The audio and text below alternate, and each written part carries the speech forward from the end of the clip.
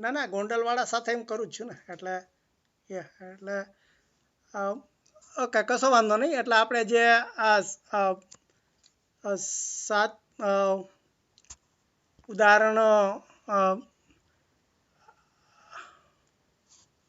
8મું ક્યાં ગયું ઉદાહરણ 8 છે એને આપણે થોડી જુદી રીતે સમજીએ કે અહીંયા એણે અત્યાર સુધી આપણે આ જે સૂત્ર હતું કે ax plus by plus C બરાબર 0 આપણું જો સૂત્ર સમીકરણ હોય એ સમીકરણમાં આપણે a b c આપ્યા હોય તો ધારો કે 4x પ્લસ 3y પ્લસ 5 બરાબર 0 આવું હોય તો આના ઉપરથી આપણે x અને yની કિંમત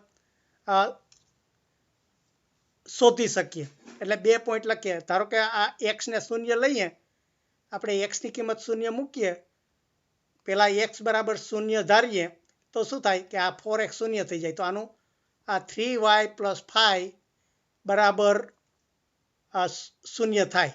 તો y ની કિંમત -5/3 થાય. એટલે આ એક જોડી થઈ. આ એક પોઈન્ટ એવું થયું, આ એક પોઈન્ટ x ને મેં 0 ધાર્યા અને તો y ની કિંમત -5/3 આવ્યા.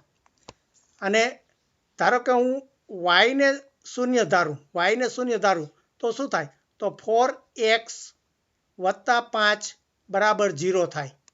એટલે y આખું નીકળી જાય. તો 4x આ જે સૂત્ર છે મારું એમાં 4x બરાબર 5 થાય. તો x ની કિંમત શું થાય?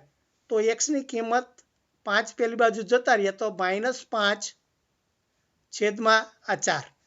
એટલે આ બીજો મારો Q પોઈન્ટ છે એમાં x ની કિંમત -5/4 અને આ y ની કિંમત આપણે 0 ધારી હતી. એટલે આવી રીતે આપણે એક સૂત્ર આપ્યું હોય એના ઉપરથી આવી રીતે 2 પોઈન્ટ આપણે શોધી શકીએ. અને 2 પોઈન્ટ શોધ્યા પછી આપણે ગમે તે ગ્રાફમાં જો 2 પોઈન્ટ આપણને મૂક્યા હોય કે આ p બરાબર 0 અને x બરાબર 0 અને y બરાબર -5.3 છે, અહીંયા p પોઈન્ટ હોય અને q પોઈન્ટ છે એ x બરાબર ના p બરાબર ઓકે અને q બરાબર ઓકે અહીંયા આવશે, ક્યાંક આ બાજુ આવશે. એટલે આ Q પોઈન્ટ અહીંયા ક્યાંક આવશે. એટલે આવી રીતે આપણે 2 પોઈન્ટ આપણને ખબર હોય તો એને જો જોડી દઈએ તો આ રીતે આપણે ગ્રાફ એનો દોરી શકીએ, આ લાઈન દોરી શકીએ. કારણ કે 2 પોઈન્ટ ઉપરથી સુરેખ આપણને આ સૂત્ર છે સુરેખ એમ સમજાતા કે માથે કોઈ ઘાત ના હોય, ખાલી x ને y હોય તો એનો સુરેખ સૂત્ર દોરાય. એટલે આવી રીતે આપણે એને સૂત્ર આપ્યું હોય એના ઉપરથી ગ્રાફ દોરી શકતા હતા, એવું શીખતા. પણ જ્યારે અહીંયા ઉદાહરણ 8માં શું છે એનાથી ઉલટું પૂછ્યું છે કે તમને આ બધા પોઈન્ટ આપ્યા છે કે આ 5 પોઈન્ટ આ ગ્રાફ છે. આ ગ્રાફમાં એક પોઈન્ટ છે p બરાબર 1 અને 2 છે અને q બરાબર -1 અને -2 છે, -1 અને -2 છે. તો હવે આ 2 પોઈન્ટ આપ્યા છે એના ઉપરથી તમારે ax plus by plus C બરાબર 0 છે આવા સૂત્રની અંદર આનું સૂત્ર બનાવવું છે. તો કેવી રીતે બનાવવું? તો અહીંયા તમારે જો આ ચોપડીમાં સીધો એને જવાબ જ આપી દીધો છે કે આ જે આ 3 જે ચિત્રો, આ જે ગ્રાફ દોર્યા છે એના ઉપરથી આવા 3 સૂત્રો એણે આપી દીધા છે. કે પહેલામાં y બરાબર 2x નું સૂત્ર છે. બીજામાં x માઇનસ y પ્લસ 3 બરાબર 0 એનો જવાબ છે. અને ત્રીજામાં 4x માઇનસ 3y બરાબર 12. આ 3 જવાબ આપી દીધા છે અહીંયા. પણ એનું ક્યાંય એક્સપ્લેનેશન નથી કર્યું કે આ કેવી રીતે આપ્યા. તો એને માટે મેથડ શું છે? કંઈ પાછું ફોન કરું છું હમણાં. બીજો ચાલુ છે સસે મારું.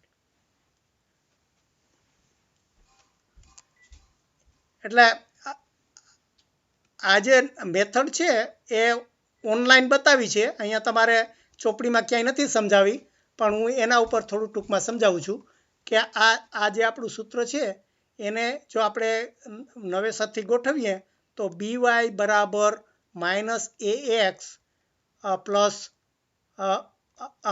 -C એવી રીતે, અને પછી y બરાબર આ બીને છેદમાં ભાગીએ તો -A/B AX અને -C/B આવું થાય. એટલે આને આપણે આ રીતે લખી શકીએ, y બરાબર -A/B છે એને આપણે m કહીએ, એટલે કારણ કે બંને અચળ છે એટલે એને આ m છે એ બીજો અચળ સંખ્યા છે કે જે ગમે તે, અને આ જે છે અને આને એણે બી નામ આપી દીધું આવી રીતે. તો આ જે m છે આ એના છેદમાં બી છે. તો એ કોનો ગુણોત્તર છે? આ x અને આ બી છે y નો છે.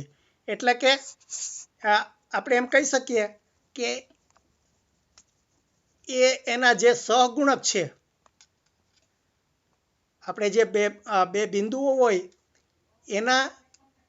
એના જે આ બે બિંદુ P અને Q જો બિંદુ આપણને ખબર હોય તો આપણને એનો x1 અને y1 પોઈન્ટ ખબર હોય. અહીંયા આપણને x2 y2 ખબર હોય.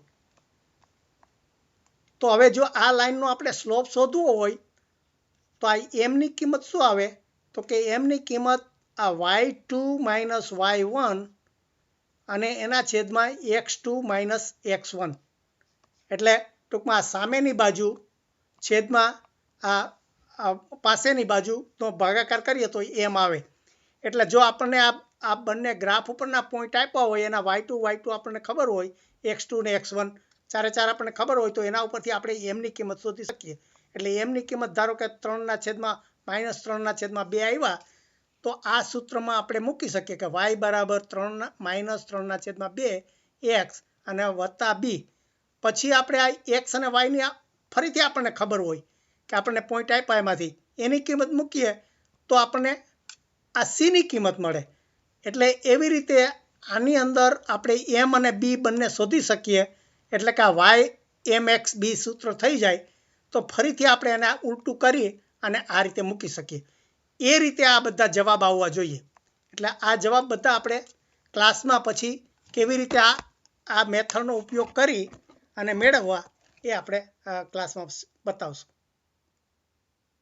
એટલે હવે બરોબર છે.